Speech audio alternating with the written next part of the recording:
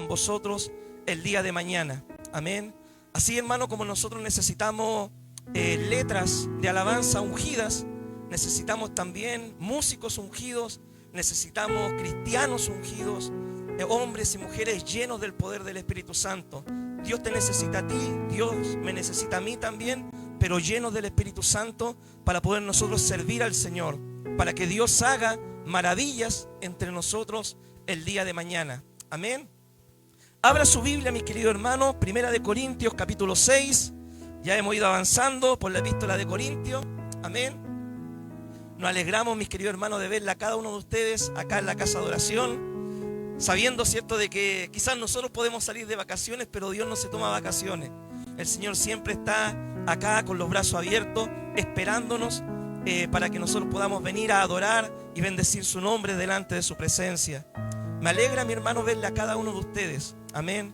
Acá presente en la casa de oración. Saludamos a los hermanos si nos están viendo de Facebook. Igual estamos transmitiendo en vivo, ¿cierto? La hora de la prédica solamente, ¿cierto? Así que si hay algún hermano mirando, los saludamos. Les decimos que Dios le bendiga. Amén. Así que teniendo la Biblia abierta, 1 Corintios capítulo 6, vamos a dar lectura ahí sentadito como está y vamos a ir explicando la palabra del Señor. Dice así: ¿osa alguno de vosotros, cuando tiene algo contra otro, ir a juicio delante de los injustos y no delante de los santos? ¿O no sabéis que los santos han de juzgar al mundo? Y si el mundo ha de ser juzgado por vosotros, ¿sois indignos de juzgar cosas muy pequeñas? ¿O no sabéis que hemos de juzgar a los ángeles? ¿Cuánto más las cosas de esta vida? Si pues tenéis juicios sobre las cosas de esta vida, ¿ponéis para juzgar a los que son de menor estima en la iglesia? Para avergonzaros lo digo, pues que no hay entre vosotros sabio, ni aun uno, que pueda juzgar entre sus hermanos, sino que el hermano con el hermano pleitea en juicio, y esto ante los incrédulos.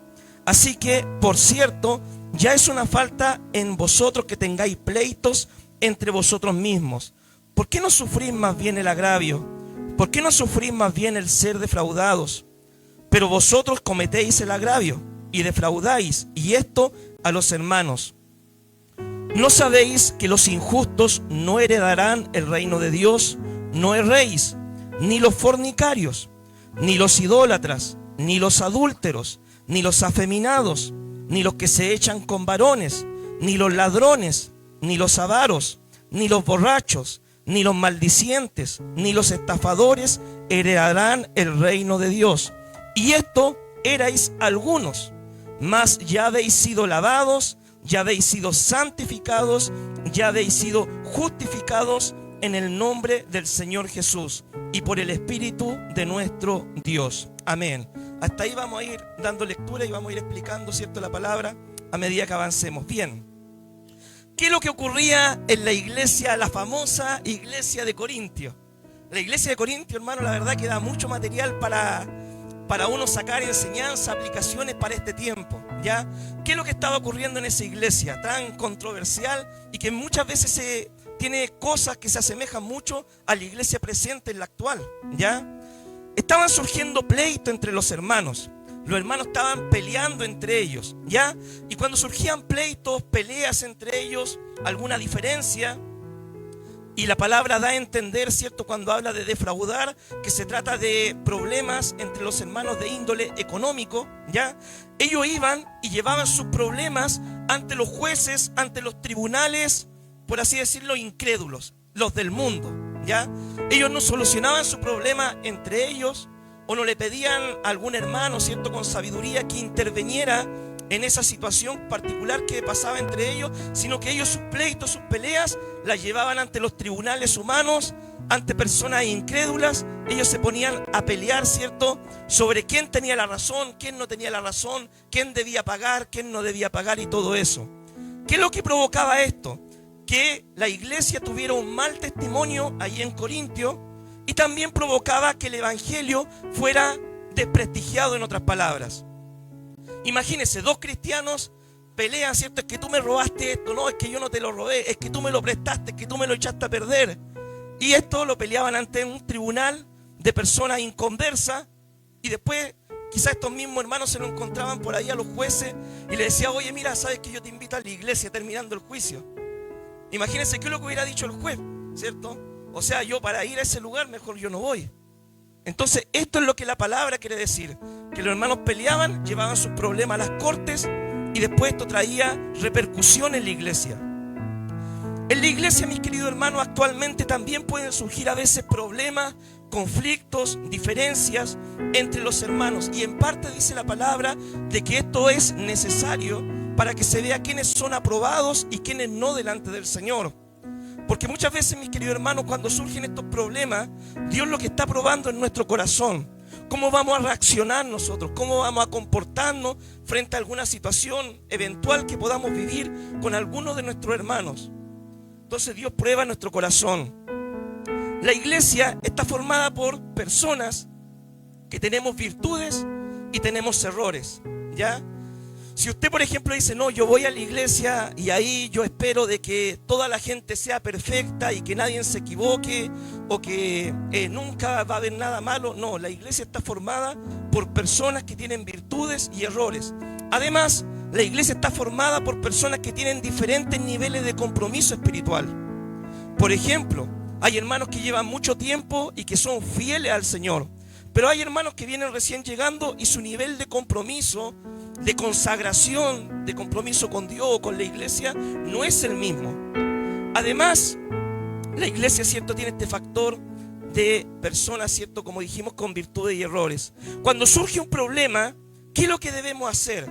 ¿Qué dice la Biblia cuando surgen problemas entre nosotros? ¿Cómo debemos solucionar este problema?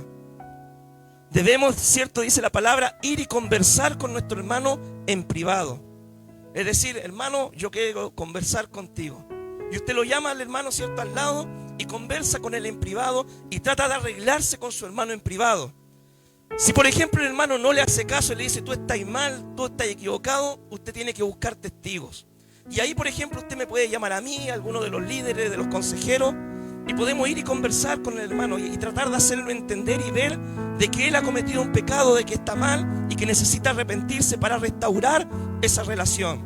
Si el hermano ya no quiere entender, se entra en un proceso de disciplina, donde uno acá públicamente dice, el hermano, ¿cierto?, está en receso, está en disciplina, por causa de no querer arreglar ese problema, esa situación de conflicto en su vida. Tiene que ser un pecado, eso sí, para que nosotros podamos poner a la persona en disciplina. Ahora, el gran problema que nosotros vemos hoy en día es que si surge problema entre los hermanos de la iglesia, típicamente, ¿qué es lo que hacen? Los funan en internet, ¿cierto? Ponen ahí en la página, ¿cierto?, Mirador Pacífico, Feria de las Pulgas, no a los lobos, tal persona aquí, allá, me estafó, no me quiere devolver el producto o lo que sea. Entonces, mi hermano, así es como reaccionan las personas del mundo. Nosotros no debemos reaccionar de esa forma. Nosotros, si tenemos un problema, tenemos que arreglarlo en lo interno, ¿ya? Y no debemos recurrir a esos medios que usan las personas del mundo para poder hablar mal los unos de los otros, ¿ya?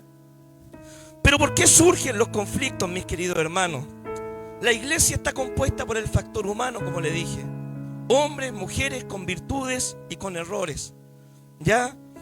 Y también, como dijimos, ¿cierto?, hay diferentes niveles de personas en su compromiso espiritual y además no todas las personas que vienen a la iglesia son realmente convertidas. Yo espero que usted sí, ¿ya? Pero muchas veces hay personas que vienen a la iglesia o que asisten a la iglesia y que no han tenido un encuentro real y verdadero con Dios. Vienen quizás porque lo invitaron, vienen quizás porque les gusta la música, vienen quizás porque les llama la atención, vienen quizás para que el pastor los vea, quizás. Pero hay muchas personas que no vienen porque han tenido un encuentro real y genuino con el Señor. Los conflictos, mis queridos hermanos, que más surgen en la iglesia son de tres tipos, ¿ya? A saber, para que usted lo entienda, son de tipo sexual, son luchas de poderes y son problemas económicos. Estos tres problemas son los que más surgen en las iglesias. Y cuando nosotros analizamos precisamente la carta de Primera de Corintios, nos vemos con estos tres problemas que han surgido en la iglesia. Cuando empieza la carta Primera de Corintios, ¿qué es lo que dice Pablo? he sido informado por los de Cloé que entre vosotros hay ciertas divisiones. Unos dicen soy de Pablo, de Apolos, de Cefa, otros dicen soy de Cristo. Entonces había luchas de poder, luchas por el liderazgo, o luchas por quién es el más popular, o luchas por a quién había que seguir o obedecer. Seguimos estudiando la epístola de Corintios y ustedes recordarán que en el capítulo anterior nosotros vimos un caso de inmoralidad que ocurrió en la iglesia de Corintios, donde Pablo dice, ni aun esto se nombra entre los gentiles. Entonces nosotros ahí vemos el problema que muchas veces surge en muchas iglesias en la actualidad de índole sexual, ¿ya? Y también nosotros vemos en este capítulo, precisamente en el 6, donde la palabra da a entender de que el problema que había entre los hermanos, que ellos iban a los jueces terrenales para solucionarlo, era de tipo económico, problemas económicos. Los problemas económicos, mi hermano, cuando surgen en las iglesias, es porque nosotros dejamos a un lado lo que la palabra de Dios nos enseña sobre algunas cosas fundamentales del dinero, mi hermano, ¿ya? Por ejemplo, yo les voy a hacer memoria, esto nosotros lo hemos estudiado los días lunes cuando vimos la epístola de Proverbios, ¿cierto? El libro de Proverbios. La Biblia dice que nosotros no debemos salir por fiadores de nuestro prójimo. El principio es el siguiente, que si nosotros tenemos un local comercial, nosotros tenemos un negocio, nosotros tenemos un emprendimiento, debemos evitar dar fiado, ¿ya? Debemos evitar dar fiado. ¿Por qué? Porque como es duro pagar y tan penoso cobrar, he resuelto no fiar. Ese debe ser nuestro dicho si tenemos un negocio. ¿Cuántos de acá tienen negocio? Quizás mi papá tiene negocio, ¿cierto? Él ha trabajado toda su vida en el comercio y él sabe lo que es que le vayan a pedir fiado. Y él sabe lo que es que muchas veces la gente que le va a pedir fiado y le dice, mire, yo tal fecha le pago. No, yo sí que pago. No, yo soy de palabra. Después que piden, ¿cierto?, una buena cantidad, se olvidan de la deuda, se olvidan de la cuenta, se van al negocio de al lado a comprar y allá tienen otra cuentecita y así van por muchos negocios. Y esta misma situación de repente ocurre en las iglesias. Cuando hay, por ejemplo, un hermano que tiene un local comercial y hay otro hermano, ¿cierto?, que no está en el mismo nivel espiritual y capaz que el hermano, ¿cierto?, no es ni siquiera convertido, sino que es convencido y aparte, ¿cierto?, es un oportunista. Sabe que el hermano tiene un negocio y de repente puede llegar donde el hermano y dice, hermano, ¿sabe que tengo tanta necesidad? Me hace un pedido, 200.000 pesos de pedido, y después si le he visto, no me acuerdo. Por eso el principio bíblico es no fiar. No es de sabios dar fianza. Usted ahora tiene, por ejemplo, si tiene negocio, puede ocupar la Redcompra, ¿cierto? Puede ocupar la Visa, Mastercard. Si quiere, ocupe la Masterpro, hermano. Ocupe la que usted quiera para que la persona pague y usted sabe que le va a terminar pagando igual, ¿ya? Pero si usted da fiado, se arriesga ¿a qué? A perder, ¿cierto?, su fuente, sus recursos con los que usted trabaja, y se arriesga ¿a qué? A perder también un cliente y se arriesga a perder, ¿cierto?, una relación con una persona. Amén. La palabra en Proverbio también nos enseña que no debemos salir de aval de nadie. Esto también es típico.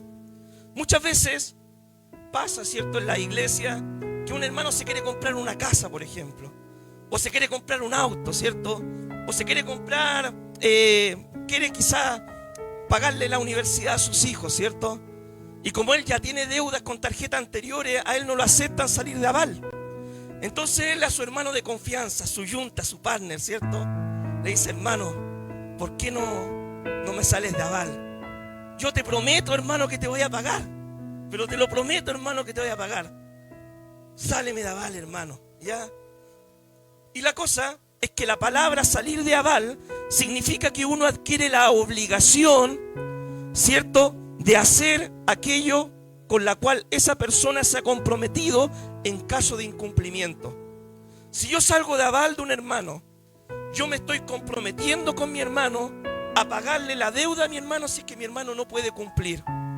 Ahora, mi hermano, si yo soy amigo, brother de mi hermano, ¿cierto?, y yo lo amo mucho en el Señor, y yo me doy cuenta de que mi hermano, por ejemplo, en una situación extrema, alguna enfermedad o algo, pudiera no pagar su deuda, y yo quiero salir de aval, es bajo mi responsabilidad.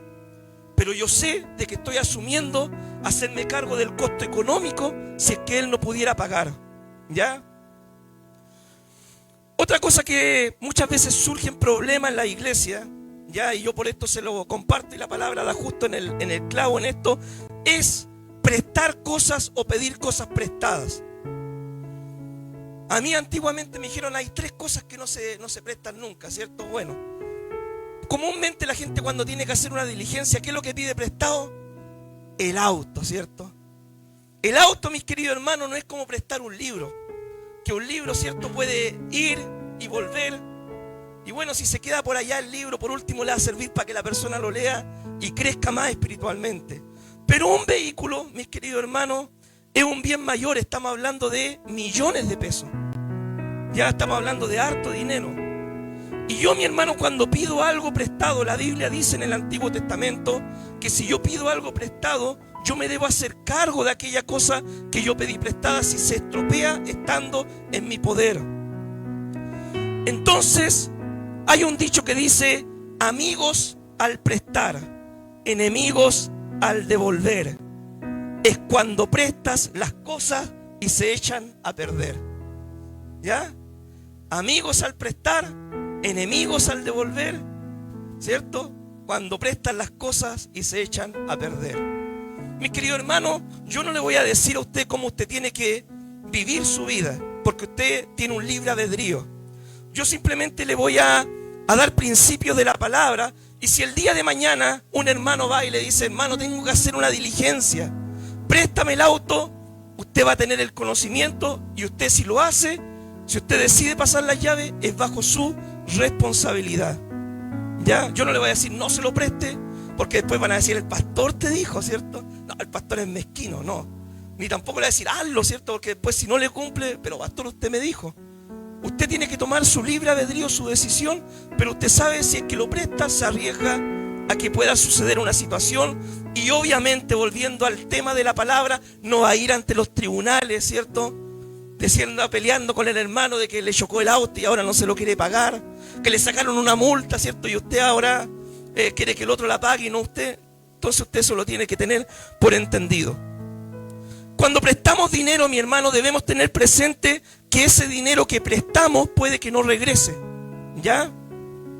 Debemos estar conscientes de que si no vuelve, debemos dejar las cosas en las manos de Dios y no vengarnos nosotros mismos.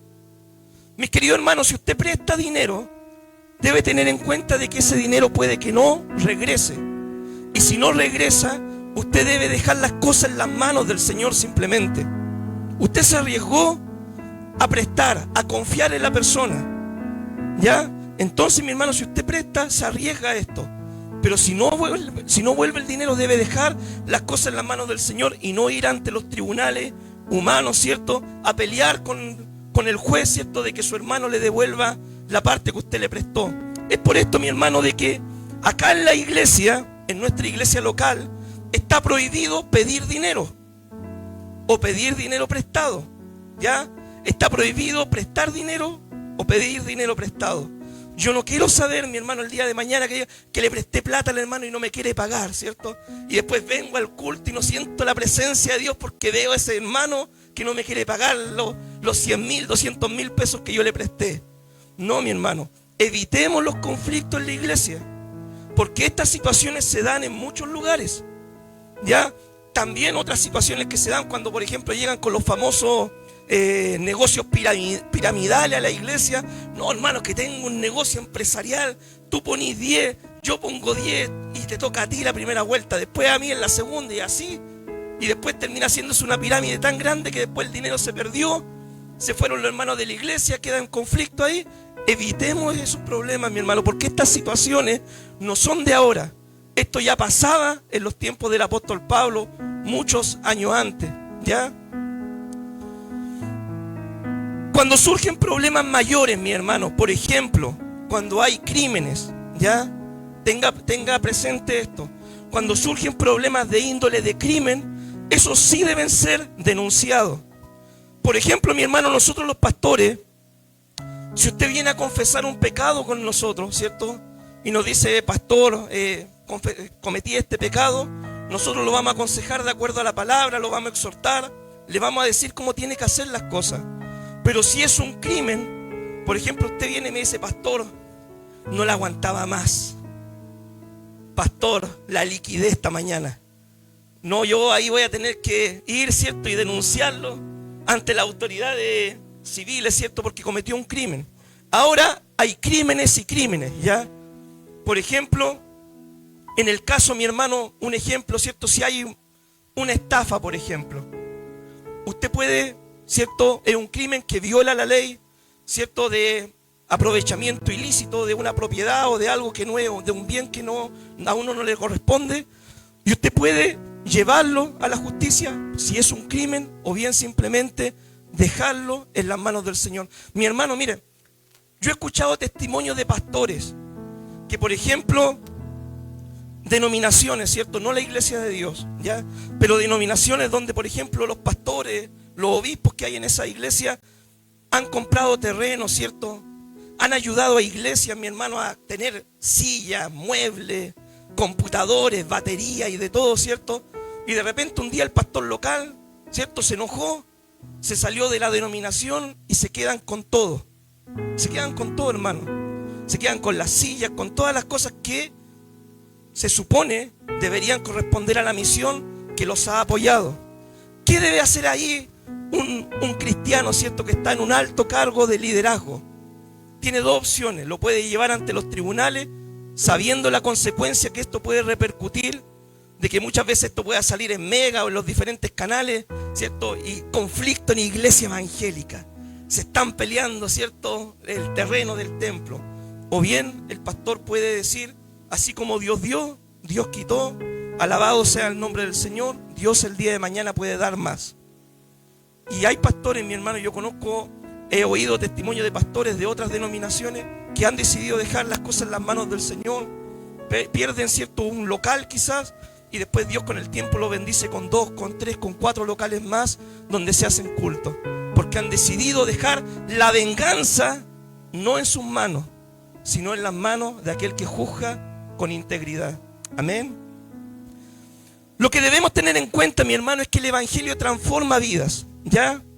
Y acá la palabra nos dice, ¿cierto? En el capítulo 6, en el versículo 9, 6, 9 dice: ¿no sabéis que los injustos no heredarán el reino de los cielos? Nosotros, antes de conocer a Cristo, mi hermano, vivíamos en pecado, cometíamos muchos de estos pecados. Esta era nuestra condición de vida antes de llegar a Cristo. Por ejemplo, dice: no erréis, ni los fornicarios. ¿Qué es lo que son los fornicarios, mi hermano? Son aquellos que tienen relaciones íntimas cuando no están casados. Dice: no erréis, los que no heredarán el reino de los cielos, ni los fornicarios.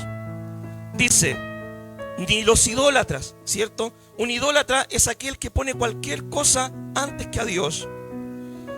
Ni los adúlteros, aquellos que tienen relaciones, ¿cierto?, estando casados con una persona ajena que no es su cónyuge. Ni los afeminados. La palabra afeminado acá quiere decir aquellos hombres que reciben la relación sexual, ¿ya? Y cuando habla de homosexuales, que también lo dice acá el texto, habla de aquellos hombres que son, por así decirlo, hacen el acto activo en la relación sexual. Entonces la Biblia condena, hermano, todos estos pecados. Pero la Biblia dice: esto erais algunos antes de conocer a Cristo. Nosotros quizás en nuestra vida antigua éramos, hermanos, borrachos, ladrones, avaros, estafadores. Yo no sé a cuánta gente a usted le quedó debiendo plata antes de llegar a Cristo, pero eso era antes de Cristo. Cuando conocimos al Señor, nuestra vida cambia. El evangelio transforma nuestra vida. Jesús, ¿cierto?, rompe las cadenas, corta los vicios, corta, ¿cierto?, las mentiras, corta las estafas, corta todas esas cosas en nuestra vida, las relaciones ilícitas, todo eso. Y Dios nos da una nueva vida en Cristo. Tus pecados son borrados, tienes una nueva hoja de vida en blanco, y ahora hay que empezar a escribir bien la historia con el Señor. El evangelio es transformacional, el evangelio transforma vidas. Y es por eso que Pablo dice: estas situaciones no se deben dar entre los hermanos. Se supone que Dios ha transformado tu vida. No puedes ya andar estafando. No puedes ya andar comprometiéndote, ¿cierto?, a pedir fiado y después no pagar. No puedes hacer eso. No puede, mi hermano querido, sacar cuentas con su tarjeta de crédito y no pagarla. ¿Ya? Si usted, hermano, saca una tarjeta de crédito, usted tiene que pagar esa tarjeta de crédito. Aunque le demore tiempo, le demore años, debe pagarlo. ¿Por qué? Porque eso habla de nuestro testimonio personal. ¿Ya? Y nosotros debemos aprender a ser sabios para administrar el dinero, para no caer en estas cosas, ¿cierto? Imagínese usted, por ejemplo, que va debiendo una deuda, lo llevan a los tribunales, va a empezar el juicio y usted hace una oración. Padre, líbrame de mi enemigo, Señor. ¿Qué va a decir el juez si ve eso? Esto no pierde uno su testimonio. Bien. Ahora, el punto número 2, ¿cierto?, de la palabra, empieza en el versículo 12. 1 Corintios 6, 12 dice así: todas las cosas me son lícitas, mas no todas convienen. Todas las cosas me son lícitas, mas yo no me dejaré dominar de ninguna. Las viandas para el vientre para las viandas, pero tanto al uno como a las otras destruirá Dios. Pero el cuerpo no es para la fornicación, sino para el Señor, y el Señor para el cuerpo. Y Dios, que levantó al Señor, también a nosotros nos levantará con su poder. ¿No sabéis que vuestros cuerpos son miembros de Cristo? Quitaré pues los miembros de Cristo y los haré miembros de una ramera. De ningún modo. ¿O no sabéis que el que se une con una ramera es un cuerpo con ella? Porque dice, los dos serán una sola carne. Pero el que se une al Señor, un espíritu es con él. Huid de la fornicación. Cualquier otro pecado que el hombre cometa está fuera del cuerpo, mas el que fornica contra su propio cuerpo peca. ¿O ignoráis que vuestro cuerpo es templo del Espíritu, el cual está en vosotros, el cual tenéis de Dios, y que no sois vuestros? Porque habéis sido comprados por precio. Glorificad a Dios en vuestro cuerpo y en vuestro espíritu, los cuales son de Dios. Amén. Todas las cosas me son lícitas, dice Pablo, pero no todas las cosas me convienen. Dios, mi querido hermano, le ha dado a usted algo que se llama el libre albedrío. ¿Qué es lo que es el libre albedrío? El libre albedrío es la voluntad libre que Dios le regala a usted para que usted pueda tomar sus propias decisiones. Hay decisiones, mi hermano, que van a traer consecuencias buenas, y hay decisiones que van a traer malas consecuencias. Y acá Pablo dice, todo me es lícito. Usted con su libre albedrío puede hacer lo que usted quiera, pero las consecuencias usted solo las va a pagar al final. ¿Ya? Como cristianos nosotros debemos preguntarnos, si todo me es lícito, ¿qué cosas glorifican a Dios y qué cosas no glorifican a Dios? Porque por ahí alguien puede decir, bueno, pastor, a ver, muéstreme en la Biblia en qué parte de la palabra dice no fuméis.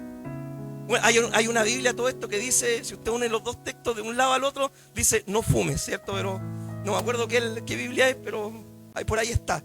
Pero en ningún texto usted va a encontrar no fuméis. O por ejemplo, usted me dice, pero pastor, muéstreme en la Biblia un texto que diga no escuchéis reggaetón. Ningún texto le va a decir eso, pero está al principio, ¿ya? Entonces todo me es lícito. Usted puede escuchar reggaetón, si usted quiere, con su libre albedrío va a hacer eso, pero ¿le conviene o no?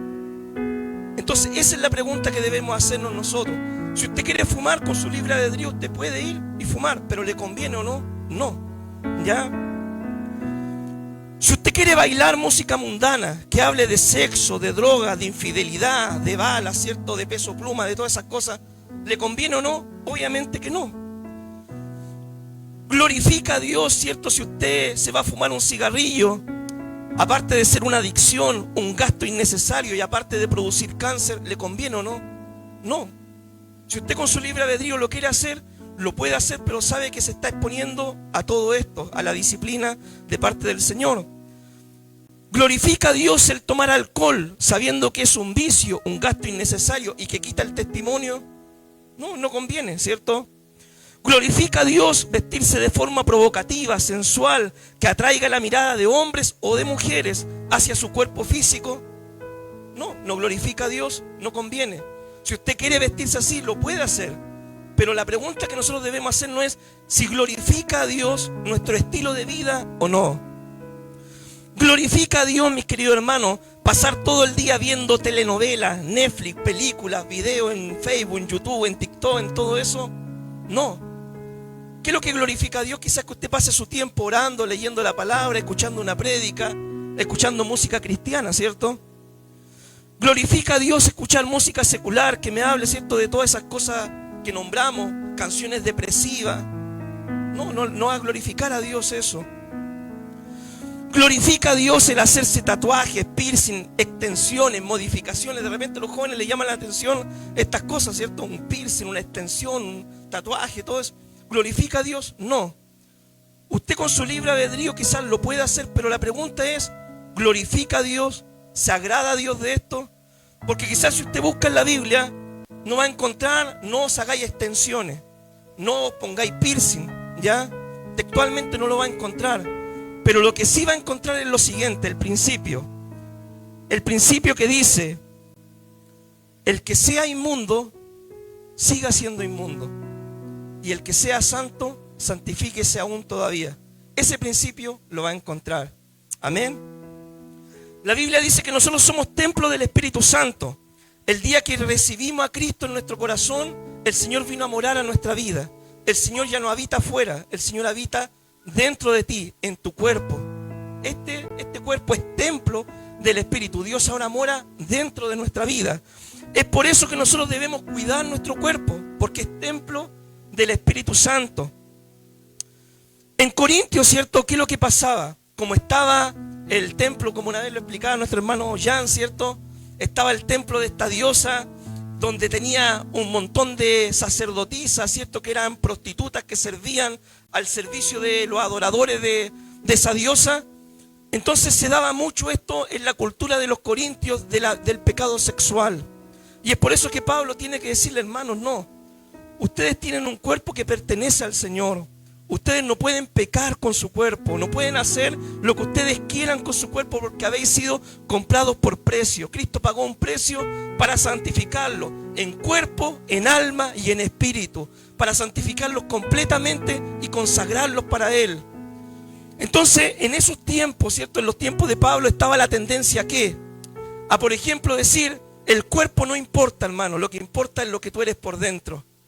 Entonces la gente, hermano, se emborrachaba, pecaba con su cuerpo, hacían lo que querían, no cuidaban el templo del Espíritu Santo, que es su cuerpo, y las personas, ¿cierto? Total, lo que importa es lo que va por dentro, ¿cierto?